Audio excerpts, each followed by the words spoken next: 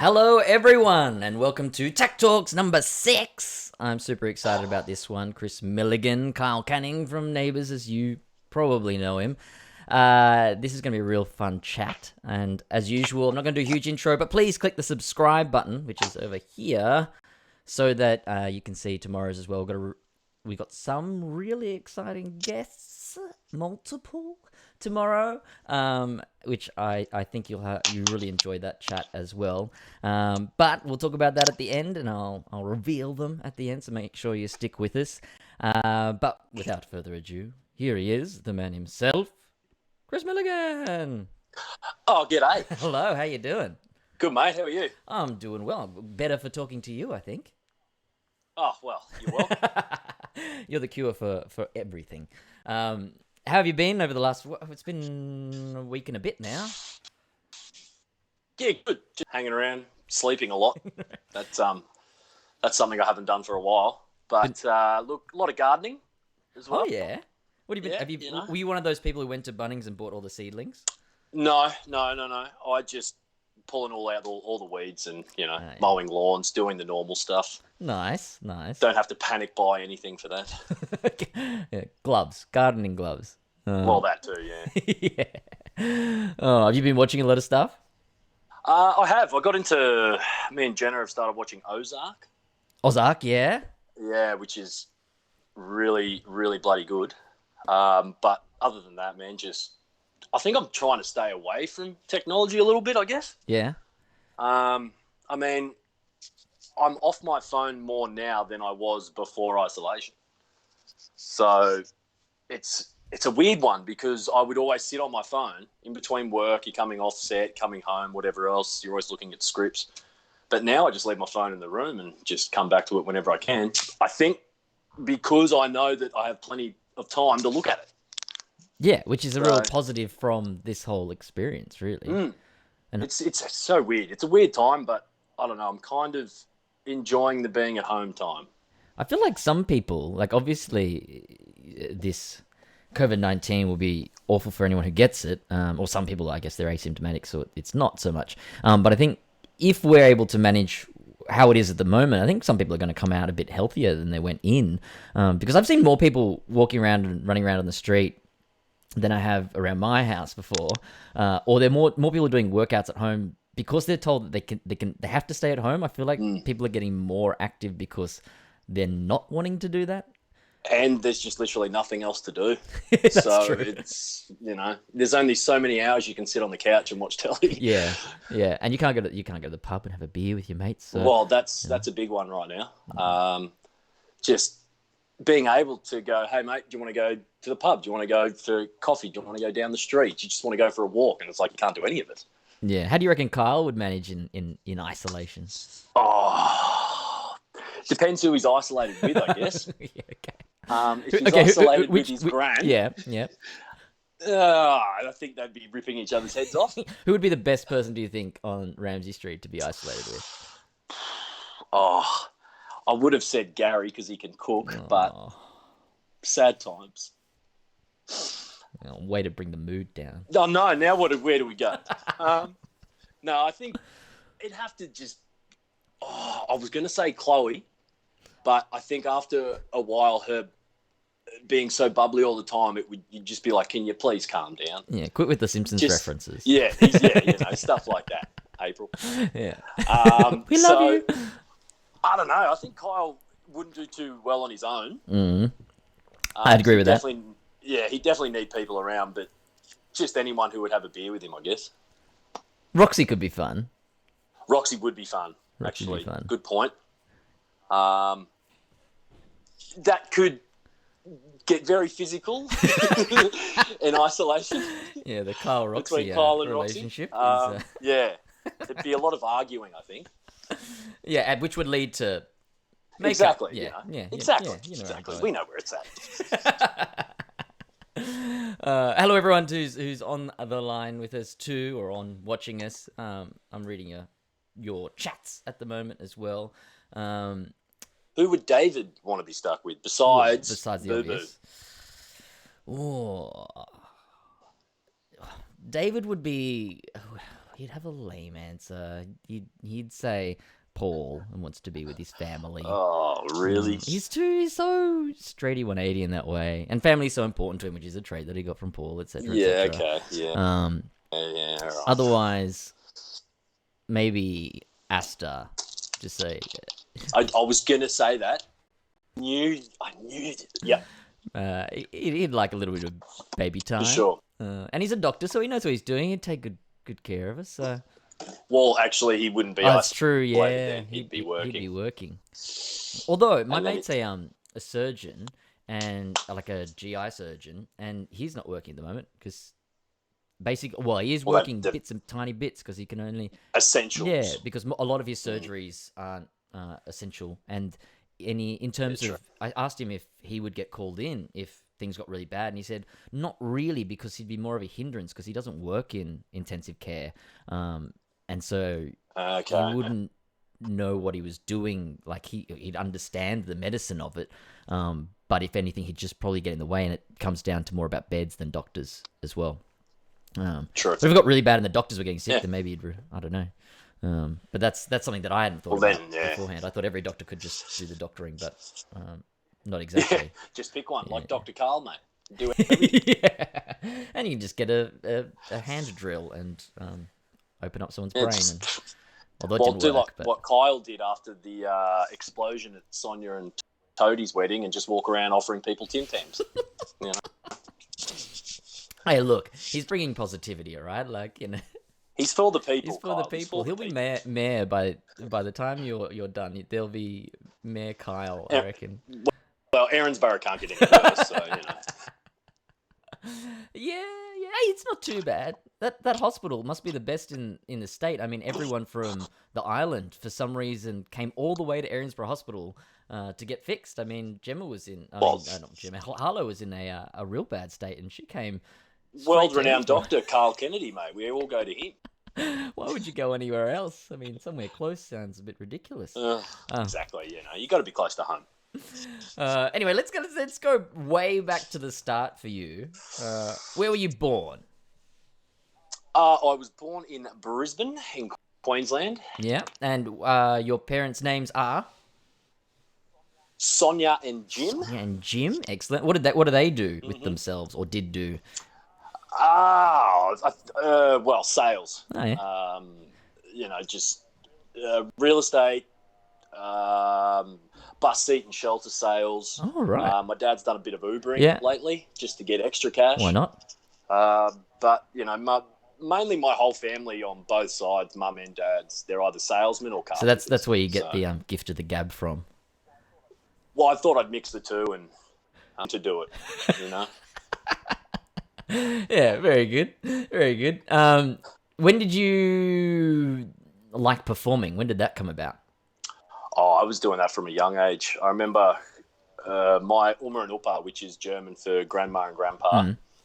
When I was younger, I would always have Upa's German hat on. I'd grab his briefcase. I'd walk around with his cane and whatever else, and I was always just putting on a show. Copying accents was my thing. I've got a good ear for accents. Well, we may test that in a second. So, well, mate, no.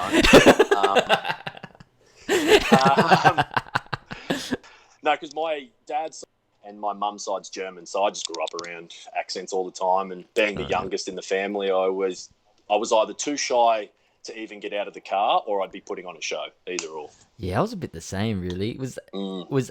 What sort of shows did you put on? Do you remember any? It was mainly my brother doing them because he doesn't really have any shame, doesn't really care what people think of him. So he would always get up and, you know, I'd see him making a fool do it, but I don't know. Is he the older brother? I don't know what it was. Do you just have the one sibling? Oh, yeah. Oh, you're the young'un. Mine was just more if I put on like a hat or a jacket or something else, then it wasn't me anymore. Right. So I think that's where it could come in, and being able to not be so timid and shy anymore. Does that timidness or shyness still come out? Oh, for sure. There's heaps of moments in my life where I kind of take a back seat and sit down because I feel like I'm going to say the wrong thing or do the wrong thing, or something along those lines where I'll just pull back. But that slowly, over time, no longer existed, if you will. Does it come out? Now I can just walk into a room and not be shy at all. So does that come out in any weird ways? Like I'm like so fearful of phone calls. It's weird. Like to make a phone call, like to call a doctor for an appointment or something. I just don't want to do it, and I don't know why. I can talk in front of 1,000 people on a stage, but if I have to take a phone call, well, if there's a script, I'm easy. Just give me a script and I'll play someone else. But isn't that what girlfriends are for? If I can't make a call, it's like, Jenna, can you call the doctor for me? Stuff like that. Speaking of Jenna, no, yes, that was a match made on Ramsay Street, and how did that come about? Well, funny story actually. My best mate Jordan Smith used to work on the show. He played Andrew Robinson. Yep. Your brother actually. Oh yeah. Yeah. There you go. He walked into the green room one day and he goes, "The new girl's here. You're in trouble." I was like, "What are you talking about?" I had no idea what he meant. And then Jenna walked in and I was like, "Oh, no. I think I'm in trouble here." But she tells the story so much better because she tells everyone that most of the actors came hello and introduced themselves, and I was the only one that didn't. Oh, really? Because I was like, how do I say hello? This is this shy guy coming in. Yeah, exactly. That's when that starts to come out. But over time, we went to this party, and again, I was in a tiger onesie with face paint and everything else, so I wasn't me. And then, there was this story at that party where I think I walked up. No, she walked up and says, "If you pot this ping pong ball into the cup, I'll make out with you." And I grabbed it, pulled up, threw it, landed straight in. I go, "I'll hold you to that," and I walked off. And I was like, "Yes." Oh, you walked off. I'll hold you to that.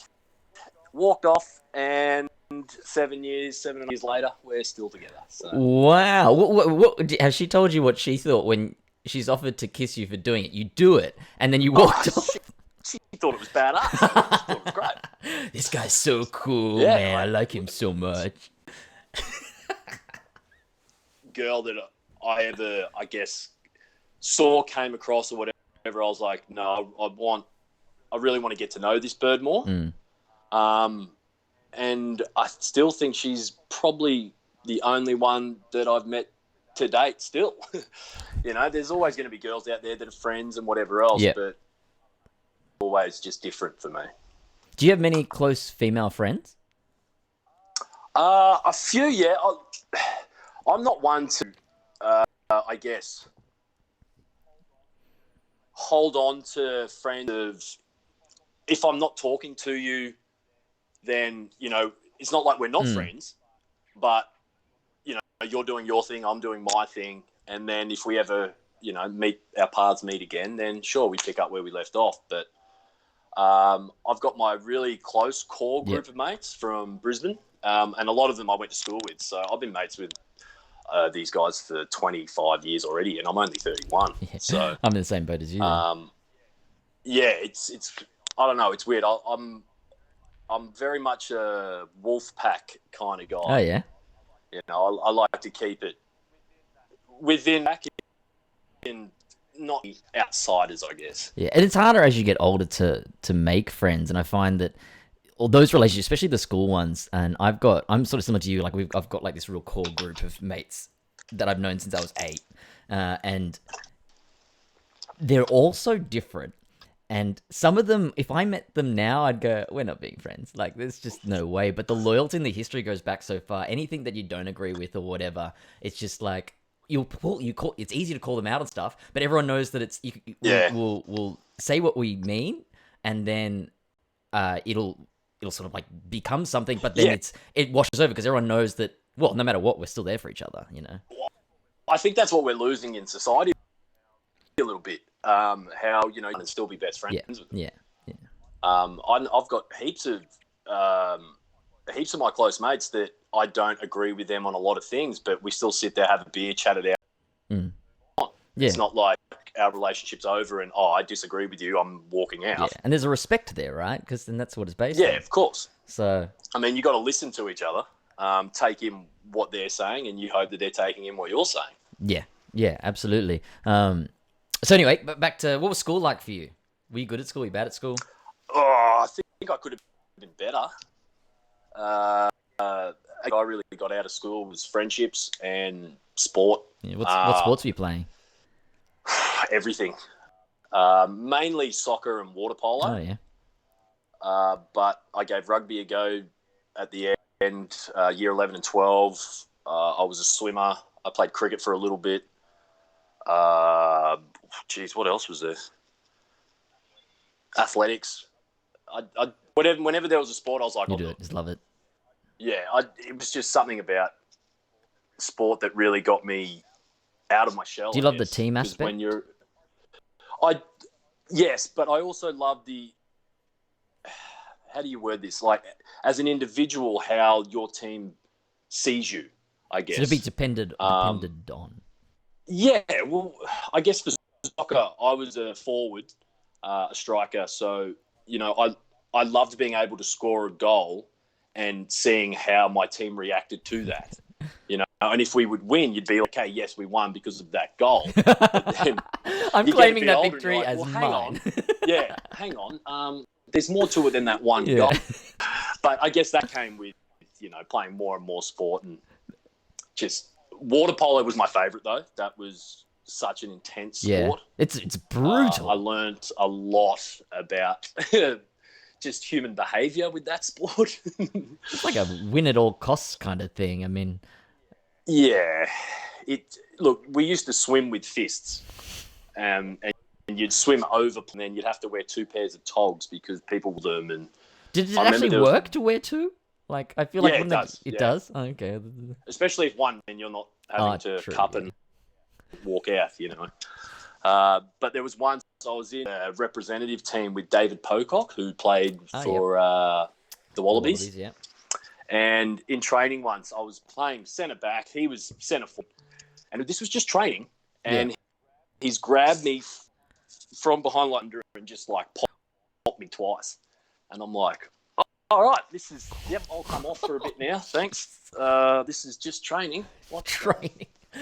Man. I learned pretty early on that I kind of take a bit, but also give a bit in water polo. Yeah. You can't just...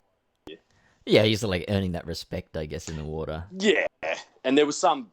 the skinny kids were always the best because they were so nimble. Oh, right. And they could just jump up and get out of the water quicker. So, I mean, there was so much in water polo that I was always kind of sad that it wasn't as popular as your rugby leagues or your AFLs or anything like that, because it's such a good sport to watch live. Yeah, it's one of those sports that does relatively well when the Olympics are on. It's sort of like gymnastics. Yeah. Everyone watches gymnastics when the Olympics is on, and then no one watches it in between. Yep. Mate, that was like the Sydney Olympics did that for water polo, but I guess, if there's no money in something, then... How do you attract the athletes and that kind of stuff? What can you do? Yeah, exactly. All right, so school, sport... Did you do drama at school? I did, actually. I picked it in year 9, again, not really liking school because I thought it'd be easy. The classic story, yeah.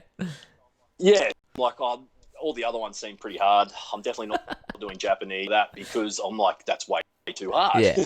I just want to come to school, socialise, and then go home. Have some fun. And play sport. So I picked drama in year 9, and I think it was the first week we had to get up on stage and do something. I was like, okay. Okay, now hang on, I could do this. I like this. But that was the first time I knew what I wanted to do as a career. Up until then, I had no idea, and I kind of freaked out a little bit, as much as you can when you're in year 8 or year 9. Yeah. But it was the first time where I went, okay, maybe this is what I'll do for a living. And so when was it that you tried to make it, or took it to the next level to try to make it more of a profession? In year 11, for the following year when I would be in year 12, they did auditions for the school play. It was called Blowout. It was about 4 high school kids. One was a party guy, one was the geek, one was the bully, and one was the jock. So you were the geek, right? But it's funny because my drama teacher at the time, Miss Jeffries, she told everyone, whoever character you want to play, go to that corner of the room. Oh, yeah. I was the only one that went to the corner for the bully. The only person. Because I was like, no, there's something in this character. Like, why is he, like, there was something in him more so than the others. And so you could see where he was coming from. You know, the same as in your life was the same as in... Maybe. No, it was quite funny. Go, Chris, I have to give this to you. Don't stuff this up. You know your lines by this point, blah, blah, blah. If you do this, I will declare myself irritable in front of the whole production and school. Amazing. Because my team that old, he has potential and he could do better, but he just isn't, because school just wasn't my thing. I rarely wanted to be there. I only went because my mates, again, and sport, but it was quite funny because on the first rehearsal, the play, word for word, she grabs a microphone, she gets up in front of the whole play and just, I'm Amelia Jeffries and I'm irritable. And I was like, I'm going to do this for a living. This is it. So Miss Jeffries changed your life by being irritable. Yeah, she did, actually. Yep. So my teachers knew what I was like. If I liked something or I was interested, then I'd do really well. But other than that, it was like, nah, next. Yeah, right. And so then what? When did you get an agent and that kind of thing? This girl who hung out with one of my best, Diana Cahill, she was on, was it Mortified? Oh, yeah. Yeah, she played the sister in Mortified, and we all grew up together and were really good friends. And her mum came and saw the play and got me onto my agent to go to this school, Film and Television International School, to just, I'm pretty much see if I can take it to the next level and whatever else. Did you ever hang out with Marnie Kennedy? No. I knew Diana out of that. Right. Didn't know her in the industry because I wasn't in the industry then. Yeah. But Craig, who I'm still with now, he said to my mum, I think back then, he goes, if you get Chris to move to Melbourne, within that year, I'll get him on Neighbours. And he lived up to that. So that's a pretty cool thing. That's a pretty cool thing to hear. What did your parents think when did you tell them that you wanted to do acting? It was one of those things. I knew I was never going to go to uni again, because if I didn't like school situation that much, then uni wasn't going to be the place for me. It was probably going to be carpentry.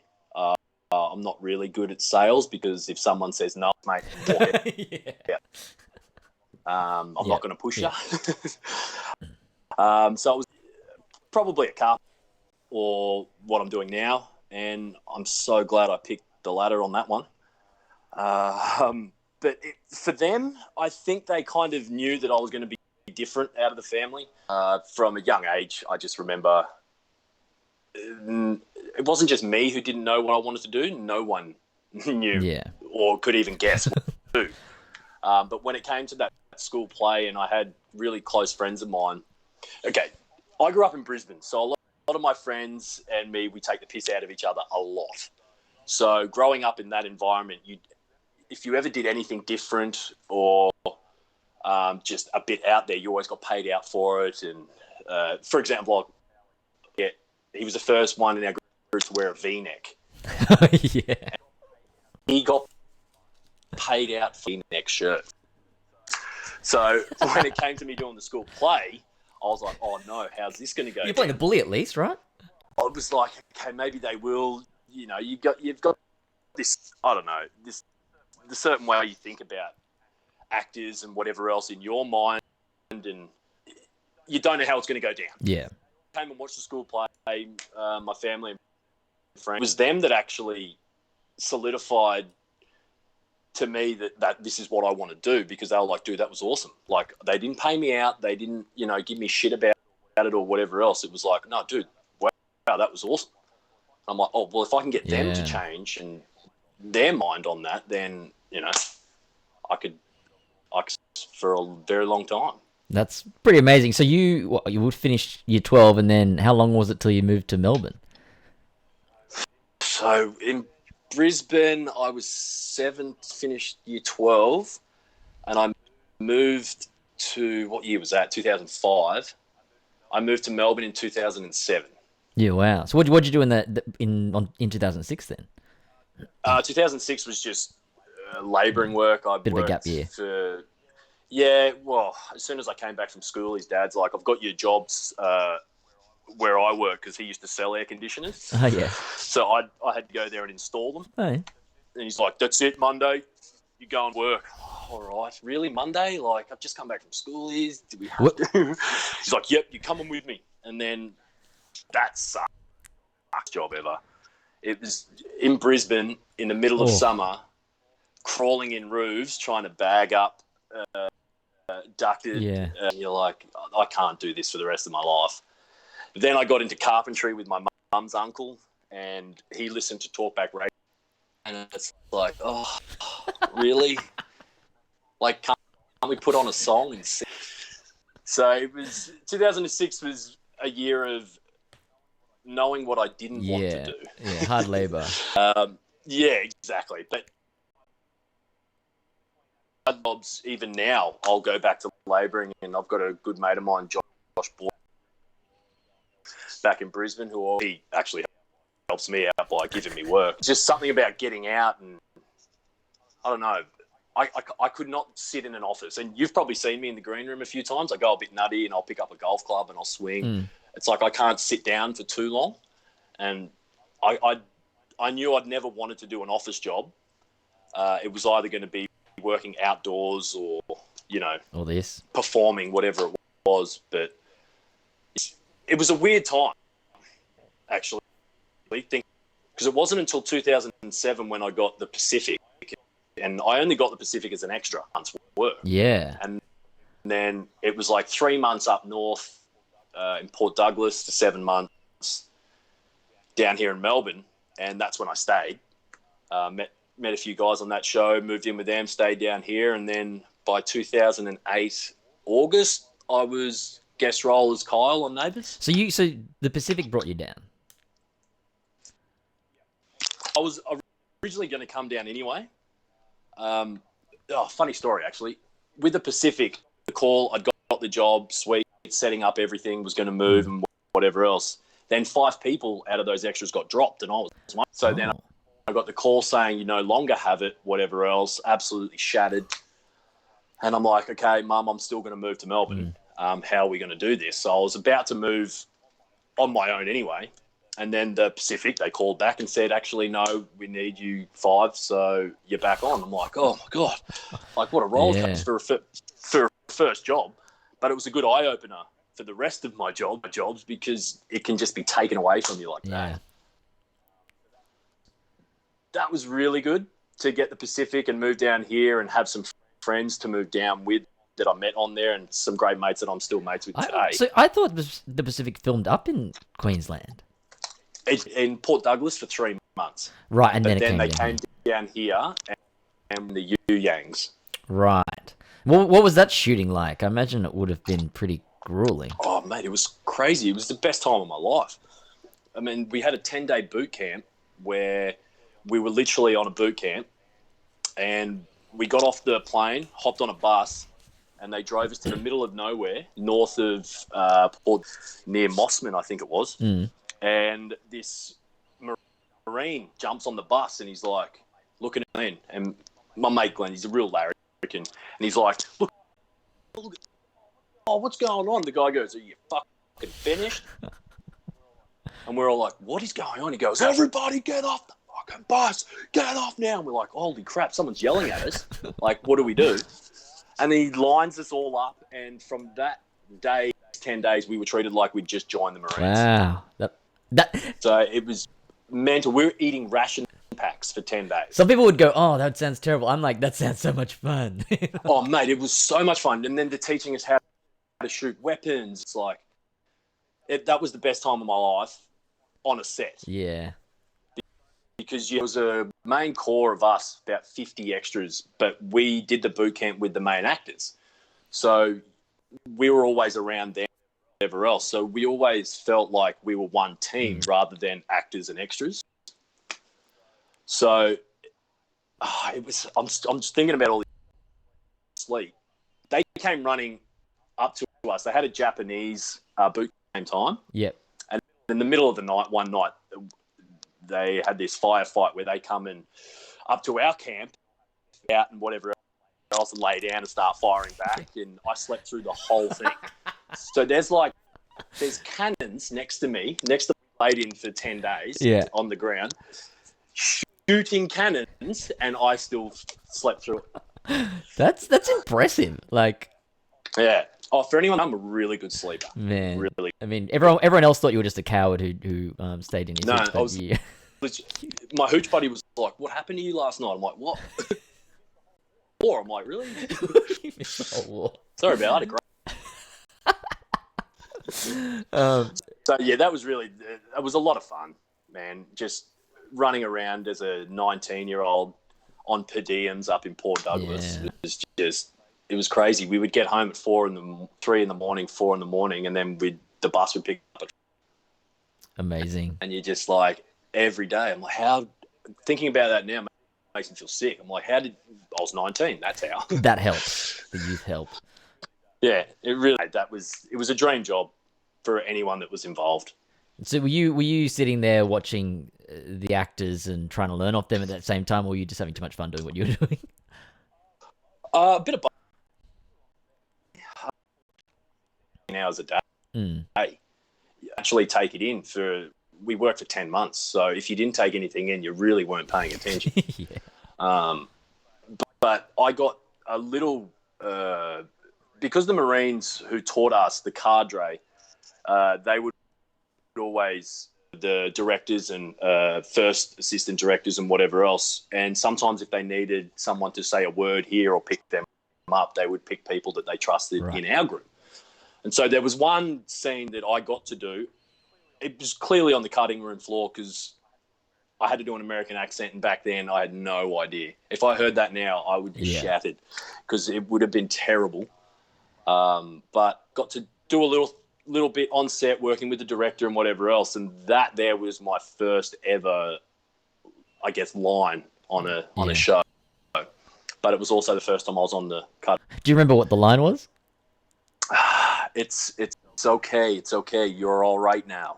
Or something like that. Cool. See, even now without even warm, it's like, that's terrible. That's all right. It's okay. I bring up the accent thing because yesterday with Beck, we went through her showcast and went through all the accents that she listed on her showcast, and she was like, "What? I can't do any of them. Why are they on there?" Everyone just ticks every box. Yeah, it's like, I can do anything. I can do anything, right? I can do anything. Yeah. Walk into an audition once in LA and they're like, "Oh, you speak fluent Russian?" I'm like, what? No? They're like, "Really? It says here." I'm like, who put that there? Oh, wow. Well, this is awkward. No, I cannot. Oh, shit, where do we go to? Well, I'm actually Australian, and that's all I can speak, really. So, that was the most embarrassing audition. That's amazing. I can speak fluent Russian. Well, they were so disappointed. You could see it in their eyes. So much promise. You walked into the room like, this is him. I can't believe he speaks Russian too. It's like everything's coming together. Sorry, mate. Nah, I can't speak Russian. Where you Russian to? Oh, mate. All right, so you've moved to Melbourne. You've moved in with a couple of the guys from the Pacific. Mm-hmm. And then what's life like? After the Pacific, had to go get a normal job, and me and my mate, we decided to get a sales job again on the sales, but we didn't know that it was door-to-door sales until we kind of went through the interview and everything else. And then they're like, okay, now you're going to start selling Australian Power and Gas to people, you know, you're walking the streets pretty much. And that is the most soul-destroying job I've ever done in my life. I thought acting was bad, being rejected that much. This is like constant, like people yelling at you, doors getting slammed in your face. You're like, why am I annoying people at the time they just get home from work? Yeah. And it's like, I totally understood why. Were you selling a good product, or was it also a bad product? Oh, look, we'll give you 7% off your bill. It's, you know, nothing to call home about. But if a lot of people didn't want to be put in a contract, and you're like, that's cool. If you don't want a contract, 5%. It's like, well, what's the point? Like, it's a weird job. They actually made me a leader. So I had to go to this whole, like, meeting, and I'm like, I'm about to shatter this guy. I don't want to do this anymore. Yeah. And he's expecting me to become like the next leader and have my own team or whatever else. And then I just walked in I started crying. I'm like, dude, I can't do this. I feel like I'm letting you down, but I just can't do this anymore. Like, my soul is destroyed. And that was it for me. I think about a week after that, I started doing this demolition job. And that was a bit better. That was just go in, do some work, go home. Yep. Got paid better than no sales for a week, that's for sure. But I had made the decision that it'd been about a year or 6 months or whatever it was, go home. I'm done with being down here. I don't want to do this anymore. I'm missing out on all the fun from my family. I'm 19, 20. I think I was 20. I'm missing out on, you know, all the fun that all my friends from school and everyone was having, and family, and I couldn't fly home very often because obviously no money. And I was like, Mum, I'm making the decision, I'm going to come home. And then my agent's like, look, you've got this Neighbours audition, just go in and do that. I'm like, all right. So I went in and did this Kyle audition. And then I think it was like 2 days later, I was in the service station again, I think I had $20 to my name. Do I get the sausage roll or the pie? I'm like, I don't know what to get. And then I get a call from my agent. He's like, hey, mate, do you want to be on Neighbours? I was like, well, yeah, that'd be great. And he's like, well, you got the job. You start Monday. I'm like, but it's Saturday. Not that quick a turnaround. I'm like, yeah. I was like, okay, all right. Do you have a schedule? Do you have anything? A script? Oh, this is crazy. Yeah, I'm usually good at getting thrown into something rather than having time to think about it. Yeah. Because then I could just talk myself out of anything. But that was when I'm like, okay, maybe the universe is telling me this is what I should be doing, because I was about to go home and just give it all up. It's amazing how many people have that story, actors who say in that they go, oh, look, I'm giving myself one last year and then I'm done. I'm going to move on to X, Y, or Z. And that year they just blow up. It's crazy.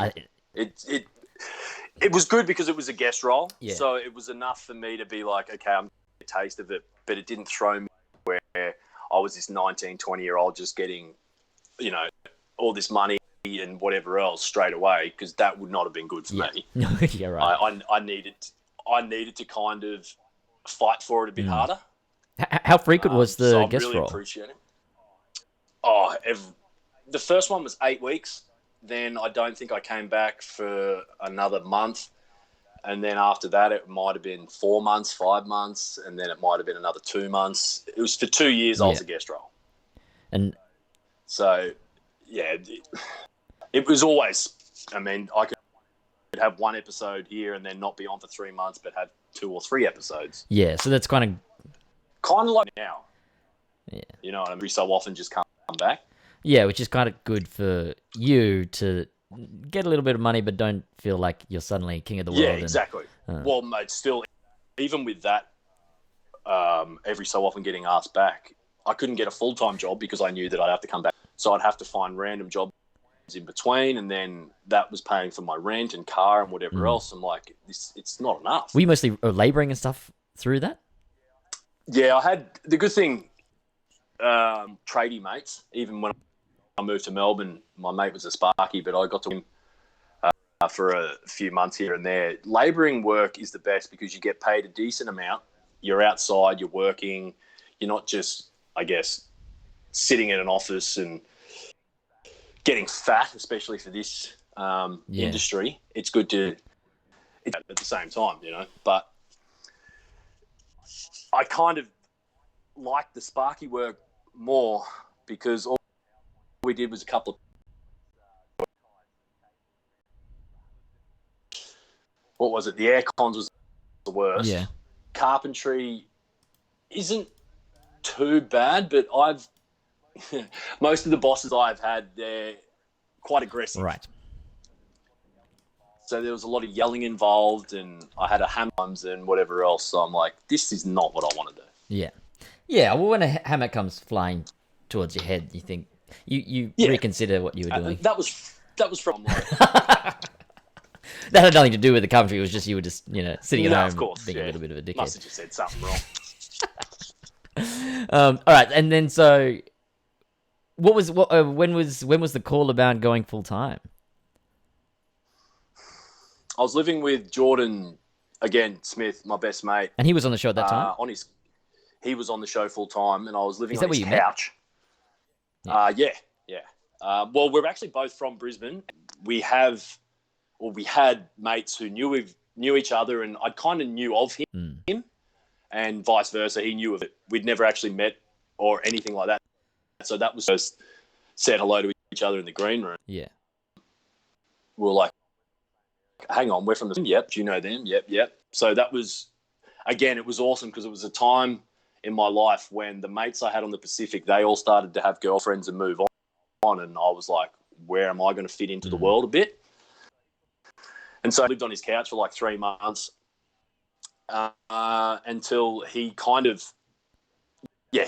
gave the producer at the time, Neil, a bit of a, hey, Chris is, we should get in full time and whatever else. So they got me in full time at the end of 2010, but I didn't start until the start of 2011. Yeah. And but that was great too, living on a mate's couch. You're like, oh, cool, I have full-time work, but it's like not until next year. So I still had to go and get labouring work in between, knowing that I had that job to go to. And you were obviously wanting to come on full-time at that point? Yeah. Oh, for sure. Oh, well, you would know in our industry, any full-time work, you're like, yes, please. And then, so how many years were you on that for the first stint? It was quite a while, wasn't it? 2011 to the end of 2015. It's all four and a bit years, I guess, 5 years. Yeah, something like that. Yeah. And then, what was day one when you started the guest role? What was day one? Was it a big day? No, I think I was in one scene, but I was so nervous I got to set before the trucks did. What time was your call time? Do you remember? Probably 7 or 7:15, but I was there at like 5:30, 5:45. And I just, on the way, I was so nervous, and the only thing open on the way was Hungry Jack's Burwood Highway. Yeah. And so I'm like, okay, I'll get a burger. And then that wailed on me for the next 2 hours. I'm like, I shouldn't have eaten that. Damn it. And then I'm like, my first scene was with Matt Workmeister, who played Zeke, and 2 of the other guys who were like school bullies or whatever. And with a car in the car park, Ramsay Street. Yeah. Baseball club, it was there. So I'm like, am I in the right place? There's no trucks, there's nothing, and then I'm like, I'll go for a walk. And I went for a walk, came back, then the first truck, second truck, they all, turn up. And I'm like, oh, man, okay, this is it. So you didn't even get called to, like... No, so back then it was, you go to set and you had all the buses there, costume bus, makeup bus, and whatever else. They had a green room bus as well back then. But... yeah, that was crazy, just getting thrown straight into it. That I'd only auditioned like a week before. Yeah, so that is mental. Yeah, it was good though. I kind of like that sick feeling because you're like, okay, something's happening, something's going on. And so when was your first scene with Colet then? What was that like? Funny story about Colet. Well, they're like, okay, so Kyle's getting a grandma. I'm like, cool. And they go, we want you to audition.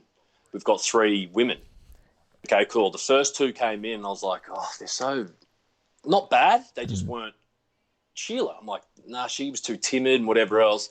All of a sudden, this woman walks around the corner and goes, can we get on with this? I've got a bloody class to teach. I'm like, that's her. That's Sheila. And then in the audition, we start to do the first scene, and she fucked it up, and she goes, "Nah, let's start again." I'm like, who is this woman? She is amazing. Because I didn't know no Prisoner or anything like that. Yeah. But I told my parents that night, and they're like, "Colet, man, yeah, of course, we love her. Prisoner." I'm like, "Oh, okay, cool." And she got it, obviously, because there was no one else ever to play Sheila Canning. Yeah. But the first scene, Sheila's meant to open the door to Kyle. Kyle's just in his... Mm-hmm. And it was more Colet in the first take than Sheila, because as she's like, oh, like that. And I'm not playing it like he's my grandson. Sorry. Because in rehearsals I had the shirt and I just popped it off for that take. And yeah. It got her, which was good. But ever since then, mate, I have more fun 5 minutes on set with her than for 4 years just without her. Yeah. So did you come on? Were you the first Canning on the show? I didn't know that. Who are you living with? When I came in full time, they got Kyle to live with Lynn Scully because Charlie, the young boy, didn't have a father figure, and Kyle was really good with kids. So they got Kyle to move in and look after him a bit. Then they moved out, and then Kyle, Sonia's sister Jade, and what's his name? Brennan. Oh, right. Mark Brennan, when he was a detective. Well, he's back to being a detective again. We had a handyman, a police officer, and a personal trainer living in the house. So we were the front house. So that was where they got him to, "It's your turn to cook dinner." And he's like, "All right, yeah, cool, I've got it. Little did they know he was going to make it for him, and he was just saying that, "Oh, yeah, I can make spaghetti and whatever else." So there was just like a lot of good, fun storylines back then. I had cousins come in actually. Before I think Sheila was the second Canning. Yeah, she was the second Canning. When did Damo come in? Damo didn't come in until 2015, when we wanted to start to delve into Kyle's relationship about his dad, because I started to talk about my parents more because Gran was in the show, and Gran was pretty much his mum growing up. Yep. So we all wanted to know, well, where's his parents? And I think it was 2015. He came in for a guest role, and then he came back, and then he came back again, and then I left, and then he came full time. All right. Came back in 2016 for a guest, and then I came back, and then, the rest is history. But it was so good to work with Damo. We used to get told all the time in the building that when we're walking to canteen or we're talking, whatever, they're like, "You two look like father and son. Like, you're walking the same, you talk the same, you have the same movements and whatever else." And I don't know where that came from, or just if it's because we are that close, but there's something about being a Canning now that, I don't know, it's something special. And I think Sheila's actually made that more so than Kyle has. I mean, everyone just wants Sheila to be their gran now. Unless you know her, and then you're like... I don't know what you're talking about. Yeah, I love Colet. Sheila, she can get on your nerves. So what was the time like when you were off Neighbours? How'd that go? Look, it was good. I mean, me and Jenna moved to LA. We were in LA for 2 years. Then we moved to Canada for 6 months, and then I came back to Brisbane, back to labouring work for 3 months, and then I came back on the show at the start of... But the whole LA thing and going over there and doing that, I feel like I'm going to be better once I go back. I don't... It's not that I wasn't ready. I don't think I was ready for what would have happened if I did get a job. Right. In what way? I was looking at it the wrong... I was looking at LA the wrong way. So a lot of people can come out of that place and be like, oh, it's so tough, it's whatever else. And I was one of the first people to do that. But it's a game. I mean, you've just got to play it, and you've just got to bite your time. I've seen so many people go to LA and they don't make it for 4 years, 10 years, 12 years. It's like, if you really want it, you can just stick with it. And I think I'm going to have that attitude when I go back. Especially now because of this pandemic, it's like anything's possible. 1 minute you could be working, and then the next you're, doing podcasts because we can't go to set. You know what I mean? Yeah, absolutely. So it's just keeping an open mind, and if it's really something that you want to do, you'll do anything to do it. And so you'd go back to LA. Would you do the UK thing at all? Oh, I think I'd do the UK. My dad was actually born in Scotland, so You've got a passport. I should look into the passport. But again, who knows when we can go over there? Yeah, which is... Yeah. Oh, gosh. It's always a downer, isn't it? God damn it. So what was Arrow like? She did an episode of that. I saw a still. I saw a still from that, and you look pretty bloody cool. Hair slicked back. It was so much fun. Well, the original audition was for douchebag. So there's the name. Didn't even have the name. I know how to dress. I've got the shoes for it and everything. And then it was the first time ever that I didn't shave because I don't really grow a beard well. It's quite patchy, spotty or whatever. And I was like, you know what? I'm not doing it this time. I'm not going to shave. And I finally got the job where I didn't shave. I was like, I told you I shouldn't have been shaving this whole time. It was so much fun because it was pretty much just a stunt episode. Oh, cool. My first scene was at night at some uni or whatever. He's driving a Lamborghini with number plates, douchebag. And and all these lights go out and the arrow comes down and he hits me and then he shoots me through the hand. Ooh. And I'm like, I got this arrow just sitting in my hand. And it's like, this is fun again. Because on Neighbours, we don't necessarily do a lot of stunts and whatever else. It was like, okay, this is where, I don't know, you kind of have to pinch yourself and go, this is what I get paid to do. Like, this is why I chose this, because I want to feel like this. Yeah, I think on Neighbours, we deal within, like, mostly a real world. You know what I mean? So when you get to do those things like that, or what you're doing on the Pacific, where you are really living in something that is make-believe for you as a person. Obviously, people have gone through those experiences, but, Arrow not necessarily so much, but the Pacific at least. No. But I mean that probably stolen, but anyway, the Lambo. but we get to dive into that thing where it's like, this is ridiculous. I have an arrow through my hand, like. Yep. How much fun is that? And that's crazy. And then you go back to your own trailer that you have like a fireplace and stuff. You had a fireplace in your trailer? Yeah, and a couch and your own bathroom and stuff like that. You go, this is okay. I can do this. That's amazing. I could get used to this stuff. But man, it was so good because the director was actually a stunt coordinator first, and then who got into directing. And look, wherever I go around the world, everyone always either tries to mimic my accent or how I talk or whatever. Yep. And I've always got a bunch of Americans whenever I'm over there, like, oh, how you going, mate? And I'm like, oh, fuck. He just, like, hounded me on it. Oh, really? Every time he's like, oh, green arrow. I'm like, man. But I don't know. You can't really take offense to it because everyone does it so much. And you have like, quite even, like the Queenslander accent is. Oh mate, it does not go well in America. They're like, sorry, what did you say? I'm like, how you going? They're like, where am I going? I'm like, no. Oh. Yep, just drop me off. It's like asking for getting a glass of water over there is very confusing. What?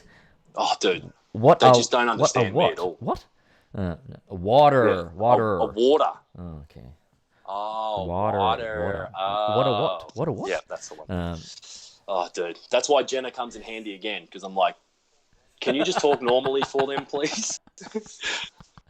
Oh, wow. Well, I think we've covered quite a lot there. I'm gonna if anyone wants to chuck any questions up on the chat, I'm gonna scan through now and see if anyone's got some good questions that have come through from the beginning. But this has been quite fun. There's a lot of stuff that I didn't know that we've covered, which is quite cool. Yeah, it's a lot of stuff that I'd forgotten. It's a good run down memory lane. Yeah, it is. To keep remembering. Someone asked who's the biggest pranker. It's probably you. Have you done any big pranks on Neighbours on the set? No, I like my job. So you don't want to risk it. You know, yeah. It comes from being a guest role too. You know, I appreciate being fun because I always had to go into that building and look at the full-time actors and go, I want that. I really want that. So I kind of don't like to do anything that could get me into trouble at work. Was there anything in particular that you learnt during your time as a guest that you were like, I'm so glad I did that before coming on full time? It's not about you, especially on this job. Maybe some other jobs, and for storyline purposes, sometimes it is about you, yes. But even still, like, still other people, and it's still a team effort. So I really learned that I could see the ones that were trying to make it all about them and themselves and not be team players, and it just didn't quite fit. It didn't gel well. So it was always like, it's a team effort. Do what you can do to get the best character that you want to get across, but also know that there's other people in the scene. Yeah. Don't just make it about you. I think that was something that I'd learned doing the theatre stuff I'd done, where it was just like everything came back to the story, and when you're thinking about the lines or whatever you had, and if you just concentrate on telling the story, and especially on this show, because we do change lines here and there, we do say, what does this quite work? And I'm always the base I feel like I'm trying to always come from is, what is the story we're trying to tell, and does this achieve that in the best way? Because that sometimes can get lost, and we're the only ones that can take care of our characters, really. Yeah, exactly. You know, you got to put your own, like, Kyle-isms or David-isms onto it, and protect yourself and your character. But don't forget that this scene isn't about Kyle trying to be funny over there. It's like, he can be funny over there if it fits the scene. Yeah. You know, you don't want to kind of take away from what's actually happening. How do you approach acting itself? Like, how do you approach a scene? Maybe it's probably an easy question to answer. Oh, geez. I go through the normal things, like, what's my motivation, and, you know, like, why am I here? And it's hard because you're like, why am I here? I don't know what. Sometimes there's no reason for you to be there. And you're like, okay, now you can make it up, and that's where some of the acting can come out, because you're like, okay, no, I can fully make this up. Do you write it down, or do you do it mostly in your head? I do it mostly in my head.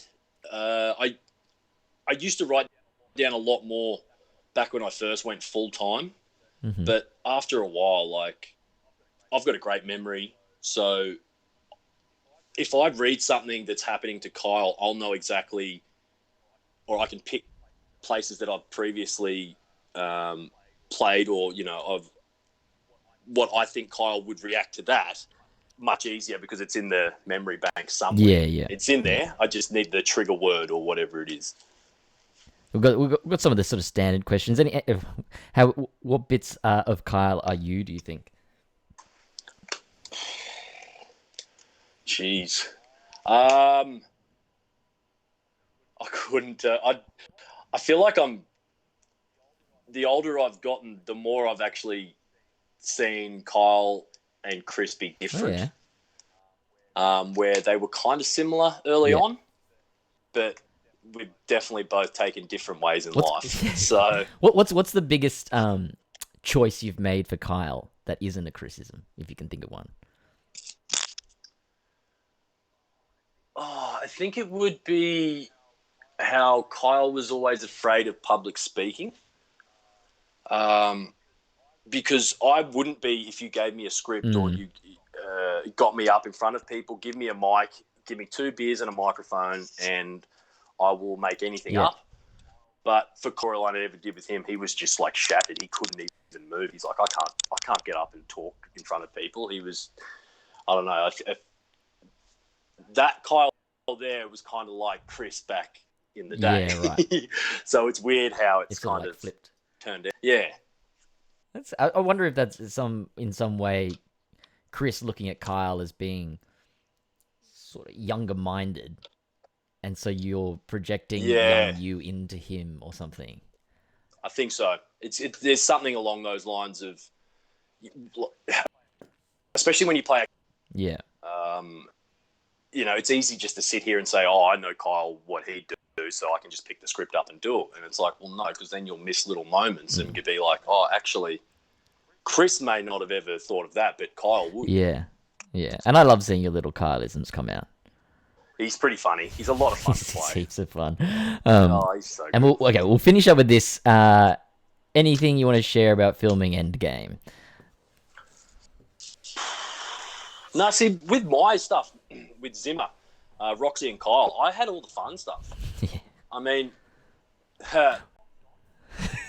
did the nude scene fell off as I jumped into the water. Oh, good. So you might see Kyle doing these ones. Trying to grab trying to search for it. Yeah. How cold? That water was really cold, right? Well, they wanted to do it. Not making a comment on you in the scene, but it was very cold, very cold. They wanted it to look like it was evening, so just before the sun goes down. But because we couldn't shoot it in the afternoon, we had to do it in the morning. So it was first thing in the morning before the sun even came up. Before we even started work, they're like, "Guys, we need you to do this scene, run in." And it was freezing that day. I'm like, holy crap, this is going to suck. But as soon as we jumped in the water, we hyped it up that much that it wasn't actually that bad. Oh, that's good. So it's fine. It was just I was searching for the sock. The thing to protect your genitals from being exposed. Yeah. But that would have been fun with Zimmer. Zimmer's an absolute legend. So mate, she's so much fun to play. And again, it's that Roxy, Kyle. That's a good combo. It is. It's just so much fun. Yeah. All right, mate. Stay on the line. I'm going to do a little bit of wrap up, but thank you so much for joining on takTalks. No worries. Thanks. So everyone, thank you for joining us today. That's the end of takTalks number 6. I'm sure you'd agree that was a lot of fun and really interesting hearing about Chris and everything that he's done in his life and what has brought him to Neighbours. I'm having a lot of fun doing these, and I get to announce tomorrow's guests, multiple, and they are, who we were just talking about, Zimmer Anderson and Gemma Donovan. Yay! And I hope you like this image that I've made of them in their food fight truck. I spent probably a little bit too much time. I'm there driving at the front of it, and Zimmer has food all over her. But like I said, today's been a lot of fun. I hope you have enjoyed it. I hope you join us tomorrow. Make sure you hit the subscribe button in whichever corner it is. I always forget. And sorry if there's any glitching. I'm trying to find a webcam that I can use my desktop computer so that my laptop doesn't die. But we'll see how we go. Otherwise, I'll keep bringing it to you, and hopefully you can put up with little glitches because people are being entertaining enough.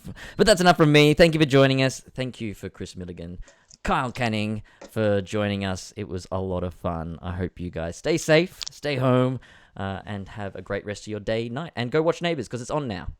For people in Australia. Bye-bye.